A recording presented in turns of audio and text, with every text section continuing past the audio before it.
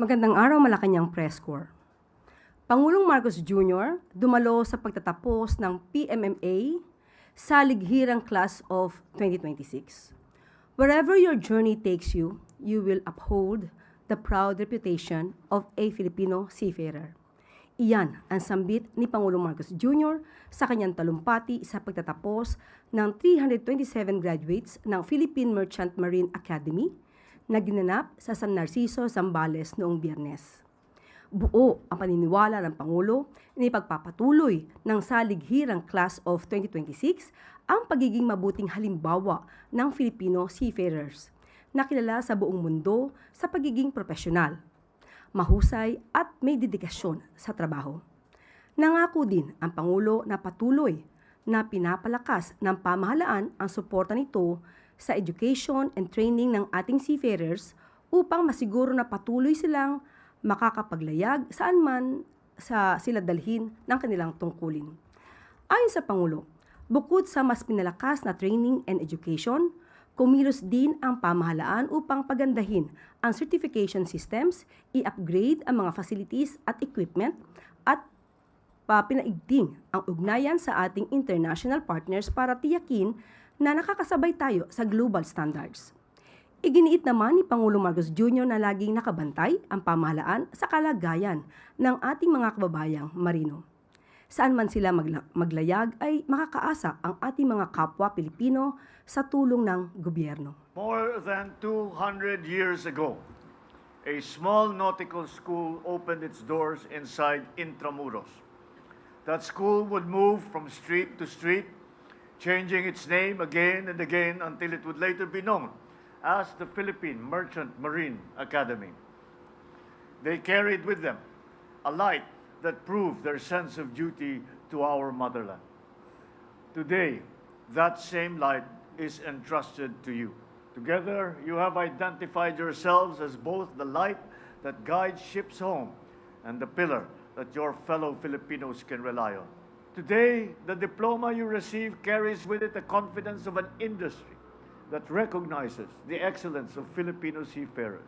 As you sail across the globe, know that you have with you the hopes of your families, the lessons imparted by the Academy, and the support of a nation that believes in you. Once again, congratulations, fair winds and following seas. Pangulong Marcos Jr. suportado ang project para sa kapakanan ng pedestrians at commuters. We'll give all-out support to this. Ito ang naging sagot ni Pangulong Ferdinand R. Marcos Jr. matapos makita ang Naga City Sidewalk and Active Transport Project. Layunin ng nasabing proyekto na gawing mas ligtas at kaaya-ayang gamitin ang kahabaan ng MT Villanueva Avenue na kilalang choke point ng lungsod. Ayon kay DPWH Secretary Vince Dizon, walang pag-aatubiling nagpahayag ng suporta ang Pangulo sa proyekto na maaaring maging pioneering project na gaganapin o gagamitin sa iba pang urban areas sa buong bansa. Ayon pa sa kalihim ay sisimula na ngayong buwan ang road upgrades sa lugar. Mas malawak at obstruction-free sidewalks, maayos na bike lanes, maliwanag na solar street lights, tactile pavement at accessible curb ramps para sa mga PWD. Ilan lamang yan sa aasahan ng lahat ng commuter sa oras na matapos ang proyekto. Ayos, very good. Ang pinakagusto ko doon, mga punong malalaki. Kung walang puno, walang paglalakad. Hindi talaga siya masosolve sa kalsada lang. Ma'am will support you kasi gano'n na rin yung, we have to change that mindset talaga eh.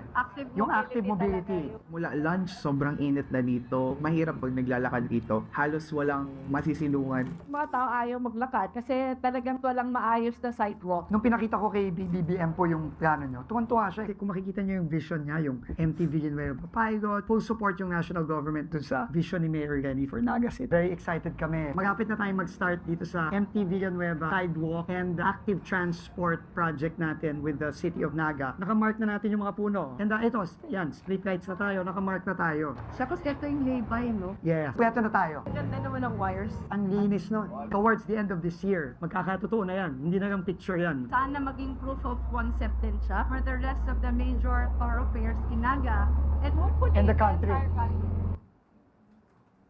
At maaari na po akong tumanggap ng inyong mga katanungan. Para po sa unang katanungan, Tristan Odalo, Newswatch.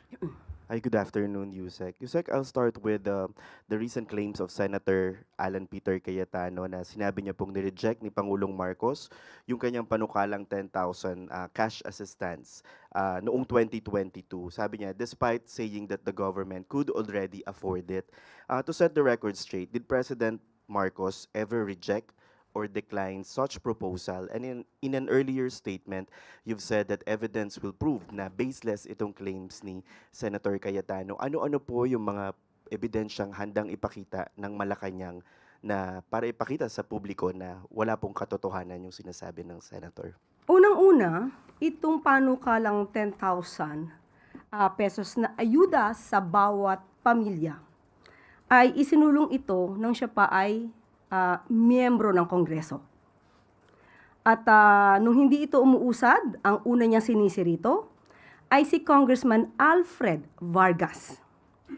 Kasi lumalabas na laging siyang walang sala. At nung May 14, 2021, ito nga ay sabi natin na noon pa ito ipinapanukala. Pero hindi ito umandar, hindi ito umusad, kaya naninisi ng iba. So, hindi pa po Pangulo si Pangulong Marcos Jr. dito, ng mga panahon na ito. At ng July 24, 2021, no hindi nga po umusad, ang sabi niya, let's give people 10K, not 10K excuses. Again, dahil hindi ito umuusad sa Kongreso, muli, naninisi siya ng iba. Ang isang panukala, kung maganda naman ang maidudulot at kaya, hindi posible itong ipasa. At nung naipasa ang 2022 national budget, hindi pa rin po Pangulo si Pangulong Marcos Jr. noon.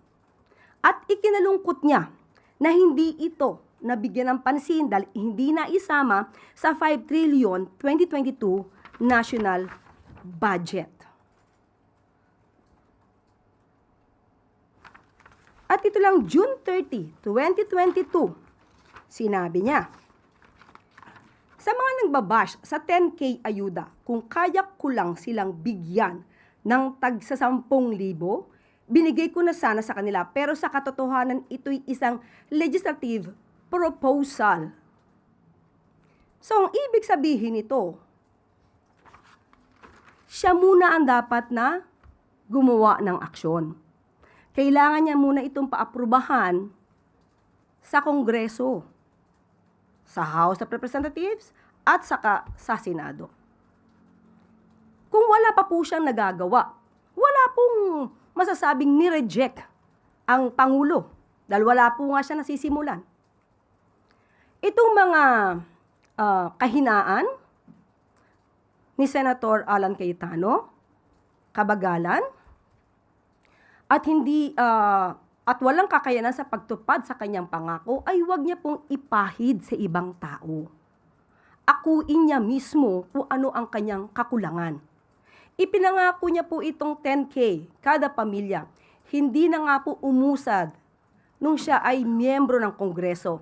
Pero ginawa pa po niya to na pangako sa kanyang pangangampanya. Huwag niya naman sarang gayahin yung pangakong ala jet ski na pang kampanya lang. Sa kasagsagan din po ng mga nire-reveal ni Senator Cayetano na dawit niya na nga rin po si Senator Ping Lacson.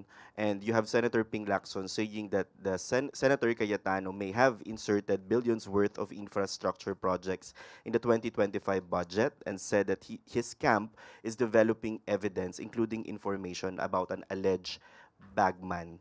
Kung mapapantunayan pong may mapapakitang ebidensya si Senator Lacson, will Malacanang support an investigation by other agencies such as Ombudsman, DOJ, and other appropriate agencies to look into this?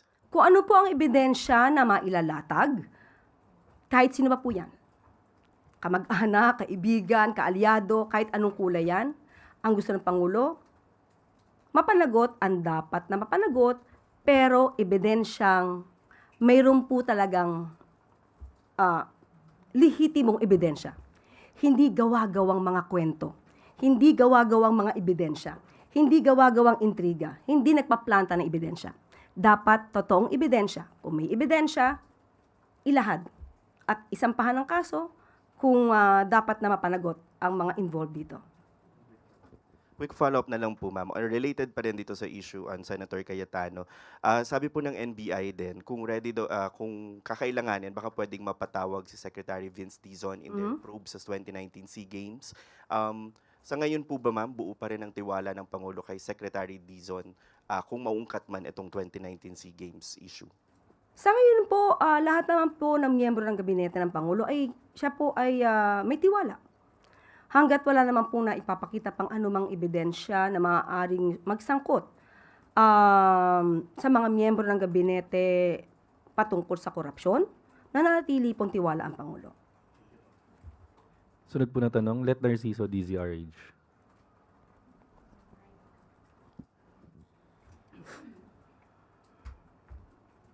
Good afternoon, Yusek. Ma'am, napanood po kaya ni Presidente yung AI-generated video ng China Daily na naglalarawan sa mga Pilipino bilang unggoy at ano ang kanyang reaksyon?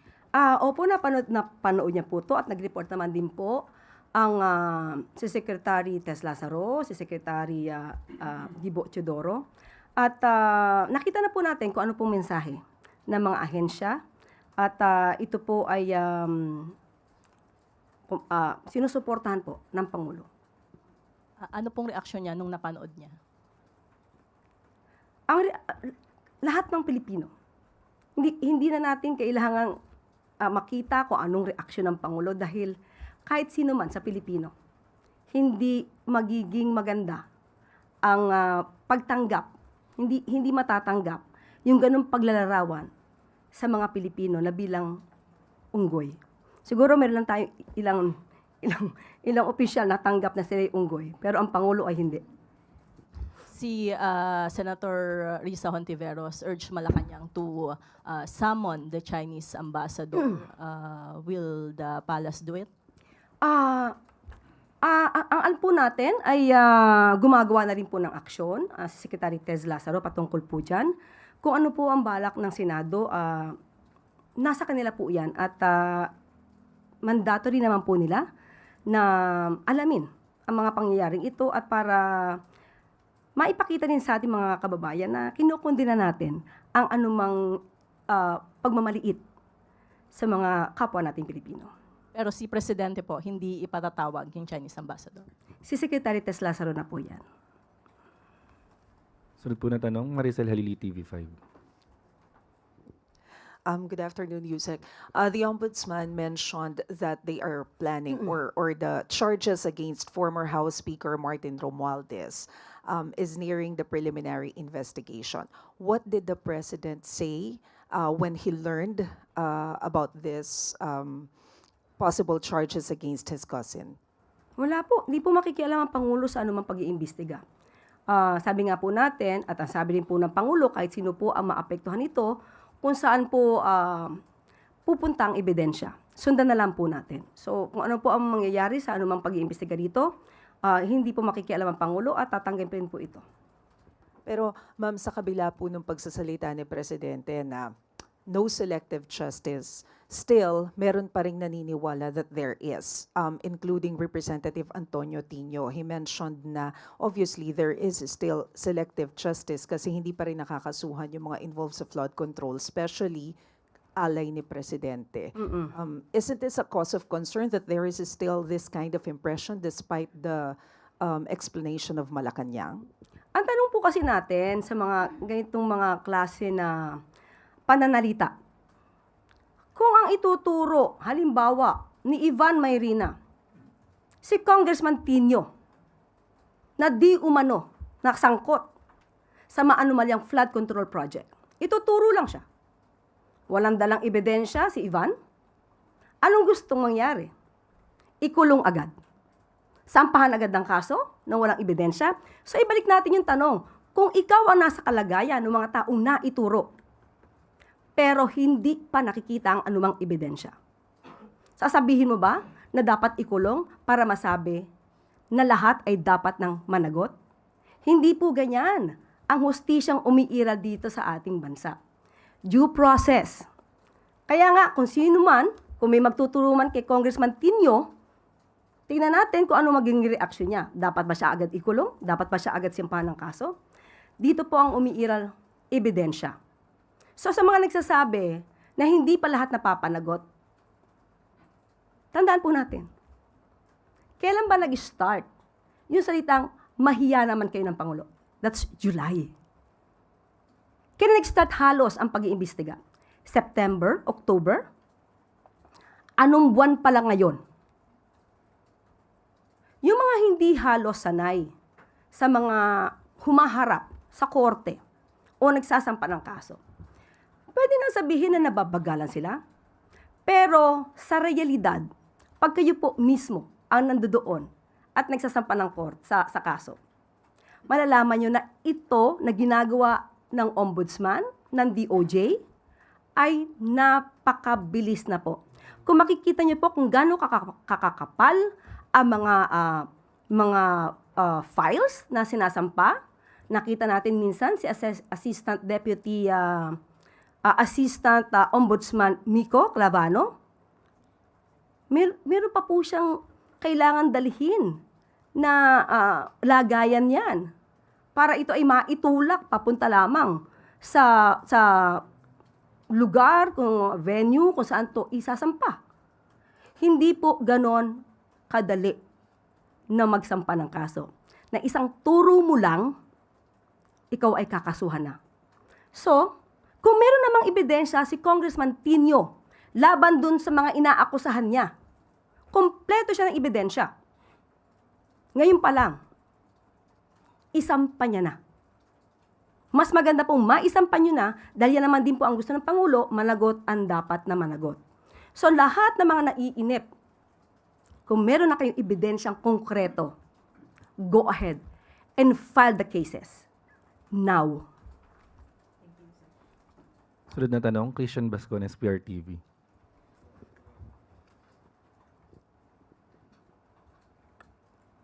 Yusek, balik tayo doon sa 10K na ayuda, pangako ni Senator Alan Peter Cayetano. Sabi niyo po, doon sa panukalang 10K na ito, ay hindi pa Pangulo si PBBM that time. So for short time po ba ito ni Pangulong Rodrigo Duterte? So dapat po bang sisihin ng dating Pangulong Duterte sa hindi na ipasa ito at kaalyado niya po ito considering the fact na gano'n? Tama ka. 2022, ang gumawa ng budget na yan ay panahon pa ni dating Pangulong Duterte. Pero bakit hindi na isama yung kanyang proyekto o yung kanyang panukalang batas? Malamang ay hindi naniniwala sa kanyang panukalang batas at mukhang kulang sa pag-aaral dahil ang hinihingi yata niya is 200 billion pesos. So papaano na kaya yung ibang mga proyekto kung sa 10K kada pamilya lang ito ibubuhos? So dapat siguro aralin niya pang mabuti yan para mainggan niya yung kapwa niya mga mambabatas. Para sumang-ayon sa kanya at maipasa ito. At hindi siya naninisi ng Pangulo. Next question po. Tinawag ni Senator Alan Peter Cayetano na minion si NBI Director Attorney Melvin Matibag at sinabing may mastermind at mga minions. So ibig sabihin, ang naintindihan po namin dito, may sinusunod itong si Attorney Melvin Matibag. Dahil appointee po ng Pangulo si NBI Director, ang NBI Director, paano po tutugunan ito ng Malacanang at paano nito titiyakin ang independence ng NBI sa mga investigasyon nito? Sa aking pagkakaalam, ang salitang minions ay wala naman sa Biblia. So, wala pong ginagawa ngayon ang senador, si Senador Alan Cayetano, kung hindi magturo at manira ng iba. Ang pag-iimbestiga po na gagawin ng NBI ay mandato po ito. Trabaho po nila natugunan ang mga issue patungkol sa korupsyon.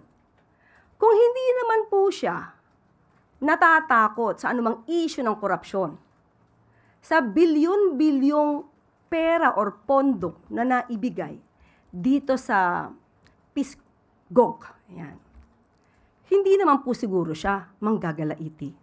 Kaya naman po niya siguro itong i-liquidate. So ang tanongin niyo po, kung inyo siyang makakausap, na-liquidate niyo po ba yung bilyones na pondo na inilaan para sa 2019 SEA Games? Pangalawa, sino-sino kaya ang nagbigay ng donasyon para sa 2019 SEA Games? Na i-report din po kaya ito? Thank you, Yusek. Sunod na tanong, Raquel Bayan, Radyo Pilipinas. Good morning, Yusek. With regards to the preparation of the President for the SONA, can you share, Yusek, how complete is the President's SONA and kung may SONA speech and kung may napupusuan na po ba yung Pangulo na umawit po ng lupang hinirang on Monday? Ang mag-host po kasi ng SONA ay ang House of Representatives. Pero naka-align po ang ehekutibo, ang Office of the President, dahil ang panawagan po dito ay simple lamang po, simpleng okasyon, ang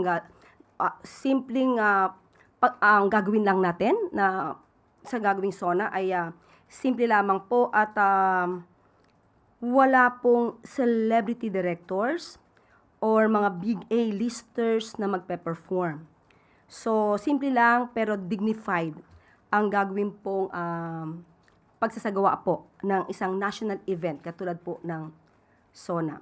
Kung may napupusuan po siya na aawit ng national anthem, meron na po. At alam ko na rin po. Pero hindi ko po alam, magpapaalam muna ako kung dapat ko na siyang sabihin. Baka sabihin, wag muna at kailangan na may surprise. Pero pag ako po'y pinayagan na, babanggitin ko po kahit po bukas. Follow-up question, Ivy Reyes, Bilyonaryo. Hi, Yusek. Good morning. Sa SONA rin po, Bayan President Renato Reyes Jr. said, kung may mahihiyaman daw po sa SONA following the President's mahiya naman kayo statement last year, it should be the President dahil siya raw po yung nangapa at nagkumahog ngayon na makapagbigay ng SONA na katanggap-tanggap sa taong bayan. Naging selective din daw po yung pananagutan at palabas lang o performance yung masasaksihan this year. Ano po? Sino siya ulit? Sino po? Bayan President. Bayan President. Sino daw mahiya? Si PBBM po. Dahil lang yan sa kanyang mga sinabi na kailangang mahiya dahil sa nagkukumahog para sa sonang ito? Ano po ba yung kanyang ebidensya? Nakita niya na po ba lahat ang mga naging trabaho at na-accomplish ng Pangulo para sa bayan? Aba, hindi po tayo pwede magkaroon dito ng tapaoho. Yung po yung ginagamit ng mga kabayo. Na parang nakatakip ang iyong mga mata. Isang lugar lang kung saan ka dadalin ng kutsero, doon ka lang titingin. So wag po tayong gumamit ng ganun dahil dapat nalawakan ang inyong pag-iisip, buksan ang mga mata, buksan ang inyong mga tenga. Ano na ba ang nagawa ng Pangulo? Hindi nagkukumahog ang Pangulo dahil sa sonang ito. Nagkukumahog pa po siya para mas marami pa siyang magawa para sa taong bayan. Kulang na kulang ang oras sa Pangulo para maihatid ang lahat ng kailangan ng ating mga kababayan. Hindi naman niya inasahan na magkaroon ng lindol. Hindi niya inaasahan na lagi magkakaroon ng bagyo. Hindi niya inaasahan na magkakaroon ng krisis sa Middle East. Pero lahat ng yan ay tinutugunan. Hindi iyan nakikita ng iba. So baka sila po ang dapat na mahiya dahil wala silang nakikita. Sunod po na tanong sa Medellin, Mrs. Mirror. Good afternoon po, ma'am. Mag-ask lang po ako kung may additional budget po kaya na i-allocate ang government to support PUB drivers and operators under po dun sa na-announce ni President Marcos last week na expanded uplift program po. Actually, patuloy pa rin po yung fuel subsidy, kasi nandyan naman po yan sa budget ng 2025 GAA. So, ito po. Okay? So, sa budget po for fuel subsidy for PUV drivers and operators ay may 2.5 billion, katulad na sinabi po natin, na manggagaling po sa 2025 Continuing Fund. At ang fuel subsidy program or Pantawid Pasada program ay tuloy-tuloy pa rin po. Pero po yung service contracting ay na-implementa po to the fullest at wala na po itong additional funds. So yun, yung fuel subsidy program ay tuloy-tuloy pa rin po ang pagbibigay sa ating mga kababayan na sa transport sector. Bali, out of dun sa 2.5 billion, magkano na po kaya yung na-disburse dun sa mga beneficiaries? At saka kung hanggang hindi po ba siya extend ng until the end of the year? Okay, so ngayon, Sam, hindi ko pa nakuha yung detalye kung magkano na ang naibigay or na gasta patungkol dito sa fuel subsidy. Aalamin ko at ibibigay ko sa iyo bukas. Thank you po. Tapos last na lang po. Bukod po ba doon sa fuel subsidy tsaka contract servicing, may iba pa po bang other interventions na kinoconsider yung government doon sa mga PUB drivers and operators? Sa ngayon, Sam, ito pa lang ang naibigay sa atin. So kung meron pang ibang maaaring ibigay na ayuda, ay ipapaalam ko sa inyo kung meron na po tayong detalye. Thank you po, ma'am. Follow-up question, Erica Sinaking, Business World. Good afternoon po. Energy Secretary Sharon Garin earlier announced po na meron pong fuel prices will increase this week on diesel, gasoline, and kerosene. Ma'am, may we know if may directive na po si President Marcos to help stabilize yung fuel supply? Wala pa po sa ating ipinarating sa ngayon, pero alam naman natin na continuous ang order ng Pangulo sa lahat ng ahensya, especially kay Secretary Sharon Garin, para po ma-stabilize ang mga presyo ng fuel. At alam po natin kasi nagtutuloy pa rin po yung crisis sa Middle East. So tuloy-tuloy pa rin po ang pag-monitor dito. Okay po, ma'am. Yung following din po yung July 8 na na-lift po yung LPG and kerosene excise tax suspension. Is the government currently reviewing to reinstate po yung excise tax on petroleum products? Ngayon, wala pa tayong impormasyon patungkol dyan. Pero ipagpapaalam ko po at para malaman natin na update. Thank you po. Student na tanong, Tristan Odalo, Newswatch. Hi, good afternoon, Yusek. Well, the Philippines and the United States are eyeing a November signing of the Pax Silica Framework Agreement according to the BCDA.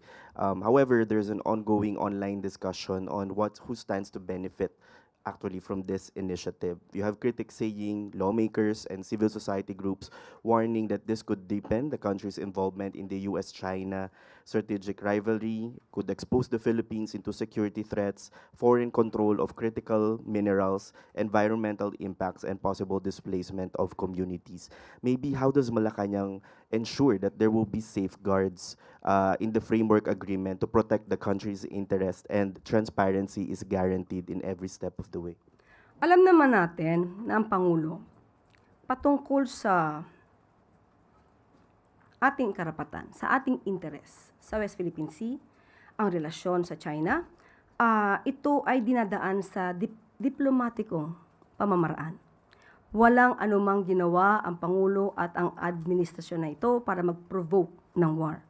So, kung meron man tayong pinag-uusapan tungkol sa pagpasok nito ng Pax Silica, ito po ay para sa atin at para sa mga kababayan natin. At sinisigurado po ng Pangulo na lahat ng po na gagawin ay naaayon sa batas at hindi po maaaring makasira ito ng ating environment o maka-displace man ng ating mga kababayan ng walang anumang kapalit. So, minabuti po natin na alamin dahil nakita po natin to at nagba-viral sa SOCMED ang issue patungkol sa tubig. Kaya inalam po mismo natin mula sa Executive Director Bill Sevilla ng NWRB. Ito po ang kanyang mensahe para po mawala po yung agam-agam ng ating mga kababayan. We would like to confirm that the available water sources within the project area are sufficient to meet the total water demand of the proposed project without adversely affecting the local water supply. The project is being planned and developed with the clear commitment that the water needs of surrounding communities will remain the foremost priority and will not be compromised at any stage of implementation or operation. All planning and development activities are being undertaken in close coordination with the Bases Conversion and Development Authority. In addition, the National Water Resources Board and the Department of Environment and Natural Resources are working collaboratively to oversee and monitor water resource allocation. The coordinated approach helps ensure that water utilization remains sustainable, environmentally responsible, and aligned with broader national development objectives while safeguarding reliable water access for host and neighboring communities. At pati na po ang DNR ay nagbigay na rin sila ng kanilang mensahe dahil i-maintain nila at i-mitigate nila or rather magkakaroon po ng pag-aaral patungkol po sa environmental impact nito. So, sisiguraduhin nila na mayroong environmental impact statement and environmental management plan. At magkakaroon din po ng regulasyon sa pamamagitan po ng Environmental Management Bureau, multi-partite monitoring teams ay gagawin po regularly. At magkakaroon din po at wini-welcome nila ang innovation, pero ito po ay dapat na sumasang-ayon sa istriktong environmental standards from mining to manufacturing. So yan po ang sinisiguro ng ating pamahalaan. And just to make sure na yung issue rin po ng foreign control and foreign influence, talaga pong pangahawakan ng Pilipinas na nasa atin pa rin yung control over this project. Sinabi naman din po ng Pangulo noon na we will not surrender even a square inch of our territory to any foreign power. So sa lahat naman po ito, hindi lang sa isang bansa, sa lahat po ito. Follow-up question, Allen Limos, The Manila Times. Hello po. Just to follow up on the Pax Silica issue po, reports on the ground indicate din po na there are farmers po that are being asked na madi-displace daw po sila because of the Pax Silica issue. Ano pong measures natin regarding that po? Alam po natin na ang puso ng Pangulo ay nasa mga magsasaka. Yan din po ang inuuna niya, ang mga magsasaka, dahil unang-una para sa food security.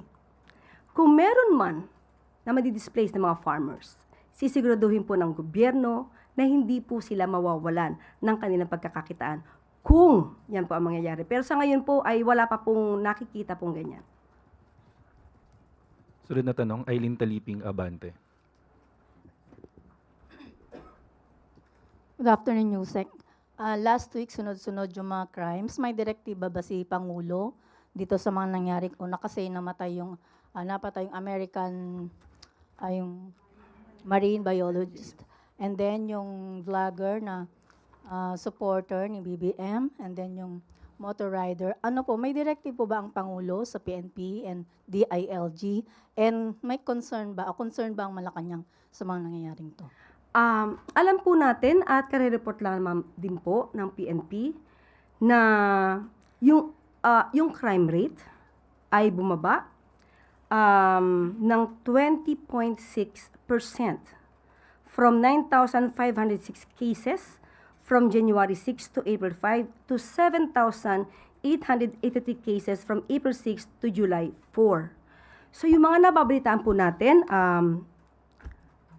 dahil po sila ay mga nasa news, of course, makikita natin at mababalitaan po natin, hindi po ikinatutuwa ng pamahalaan na may nangyayaring ganitong mga krimen. Kaya pinapaigting pa po ng PNP ang kanilang mandato para sa mas protektadong komunidad at mas mabilis na pagresponde sa mga nangyayaring ganitong kaganapan. One last. May tulong po ba na ibigay doon sa supporter ni BBM? Hindi po siguro sa akin dapat manggaling yan. Nabanggit na po yan ng mga kaibigan nung vlogger. Sila na po ang nagpatotoo.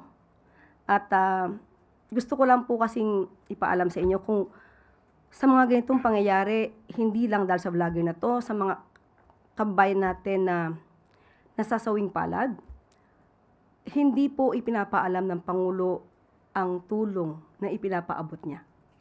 At ang tulong ay nanggagaling sa puso at hindi para mamulitika. So, hindi po namin sinasabi kung ano man yung itinutulong ng Pangulo.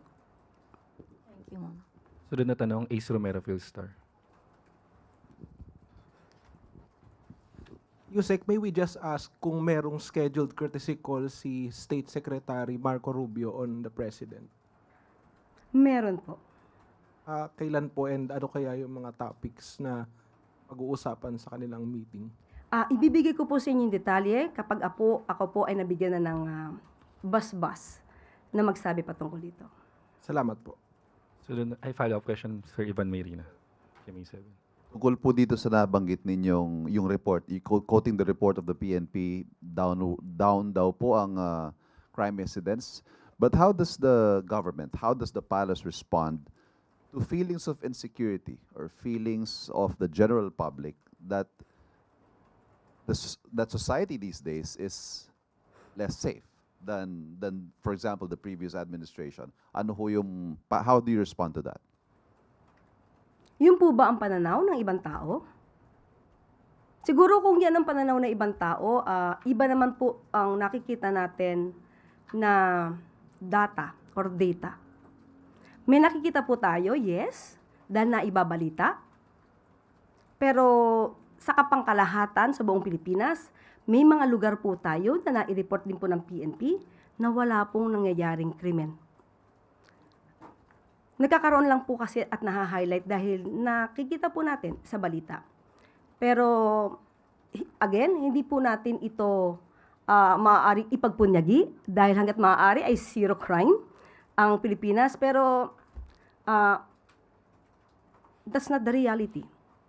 Ang PNP pa rin po ay gumagawa lahat ng aksyon para matugunan ang kanilang ang pangangailangan ng ating mga kababayan para sa proteksyon.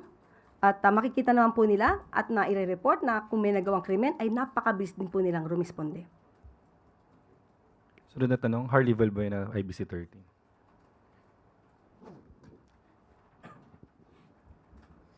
Yusek. Yusek, may nabanggit lang po si Secretary Banoy Lopez last week sa PMMA event na may present daw po kay Pangulo perhaps within the day or within the week yung result po ng study sa additional actions under the uplift, especially for the PUV sector. So baka po may details na dito and baka ma-include po doon yung desisyon na ibalik yung 1 peso fare hike.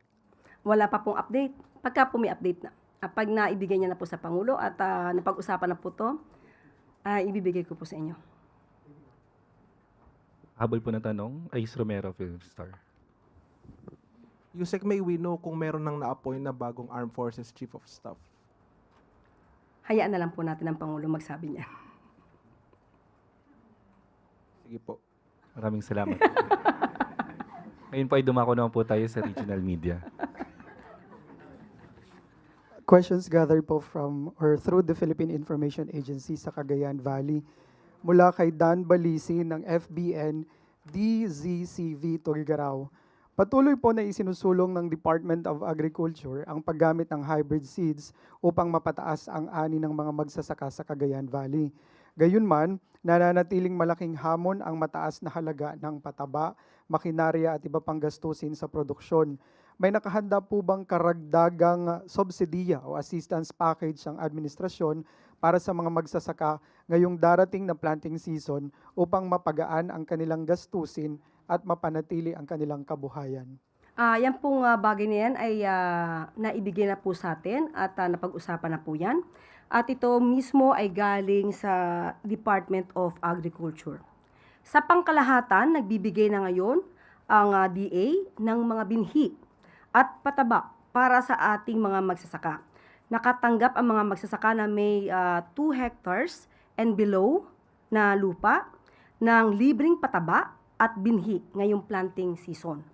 At bilang tugon din sa El Nino, pinag-uusapan na ang pagbibigay ng ayuda sa mga maaapektuhan nito, lalo na sa mga talagang di makakapagtanim dahil sa kawalan ng tubig. At magkakaroon din po ng cloud seeding operation sa linggong ito sa Magat Dam upang madagdagan ang tubig sa Magat Dam na sumusuporta sa mga magsasaka para sa kanilang patubig. Katuwang ang DA ang Philippine Air Force para sa proyektong ito. Sunod na katanungan mula kay Teddy Gamas ng Novelco Kidlat Radio FM.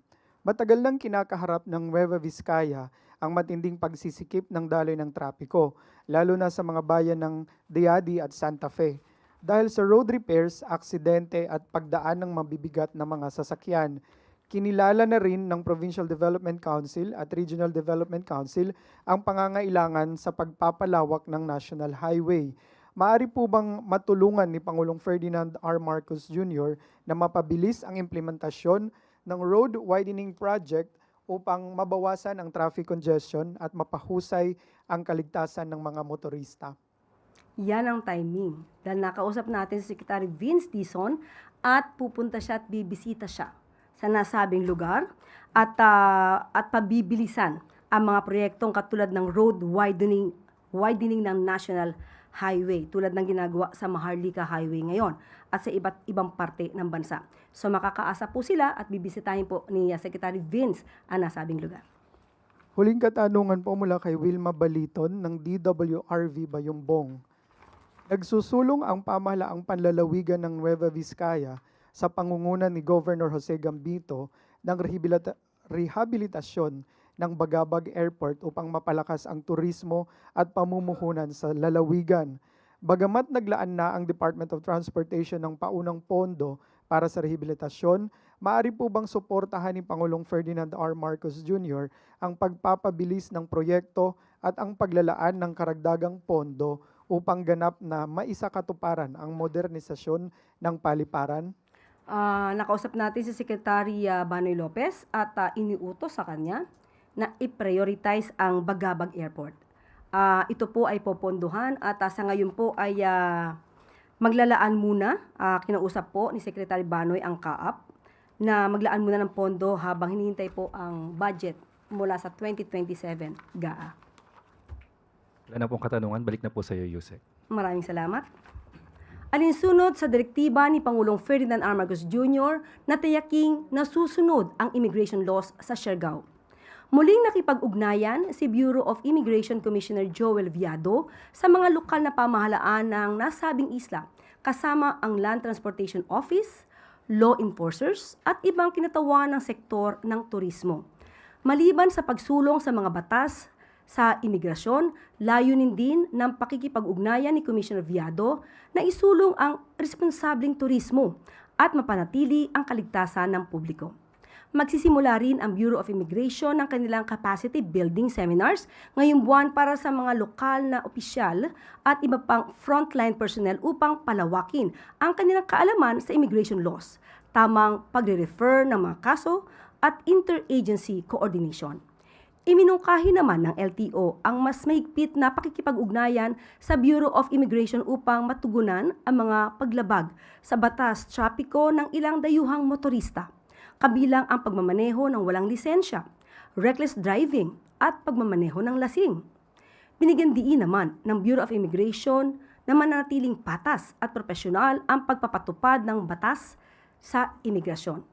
Sa administration ni Pangulong Marcos Jr., isinusulong ng pamahalaan hindi lang ang kapakanan at seguridad ng taumbayan, kundi kasama ang mga dayuhang turista na tumatangkilik sa ganda ng Pilipinas.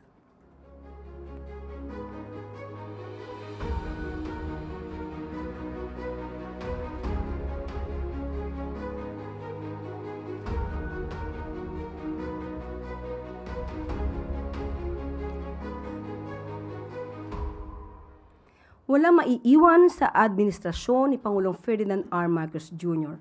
Mahigit 20,000 na mga manggagawa, magsasaka at higit na nangangailangan sa Negros Oriental, Negros Occidental at Siquijor ang nakatanggap ng mahigit 174.6 million pesos na ayuda mula sa Department of Labor and Employment o DOLE. Sa pangunguna ni Labor Secretary Francis Tolentino, may kabuuang 174 beneficiaries ang nabigyan ng mahigit 7.4 million pesos na livelihood grants sa ilalim ng DOLE, Integrated Livelihood Program o DILP, sa pakikipagtulungan sa Danawan Agrarian Reform Beneficiaries Association. Nais ng Pangulo na palawakin ang mga oportunidad sa trabaho at kabuhayan habang pinatitibay ang bagong tatag na Negros Island Region. Hinihikayat naman ng mga kawani ng DOLE na magpatuloy sa paghahatid ng mas maayos na serbisyo publiko. Ang tulong na ito ng pamahalaan ay sumusuporta sa iba't ibang proyekto, katulad ng agribusiness, rice at corn milling, rice trading, livestock production, vegetable farming at maliit na negosyo upang magkaroon ng pangmatagalang pagkakakitaan ang mga beneficiaries. Naglaan din ang DOLE ng pondo para sa tupad na magbibigay ng pansamantalang trabaho sa libu-libong beneficiaries sa Negros Oriental, Negros Occidental at Siquijor. Kabilang sa kanilang gagawing proyekto ang pagkukumpuni ng mga pampublikong pasilidad, paglilinis ng mga kalsada at iba pang gawaing pangkomunidad.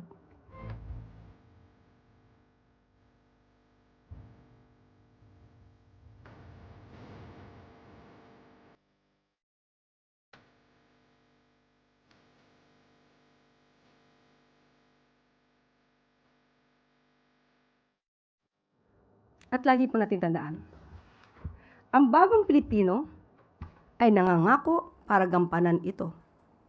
Hindi para magpakitang gilas lang. Hindi rin nagtuturo ng iba para iligtas ang sarili sa pangakong napako. At dito na po nagtatapos ang ating press briefing. Magandang araw para sa bagong Pilipinas.